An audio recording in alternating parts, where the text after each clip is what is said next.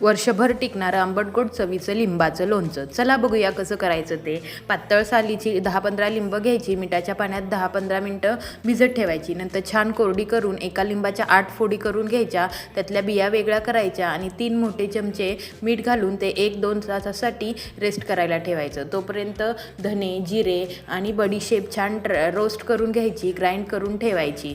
नंतर एक मोठा पेला तेल गरम करायला ठेवायचं, त्यात मोहरीची फोडणी द्यायची आणि लिंबाच्या फोडी त्यात घालायच्या. नंतरनं हळद, मीठ आणि ग्राइंड केलेला मसाला त्यात घालायचा आणि 5-10 मिनटं वाफलून घ्यायचं.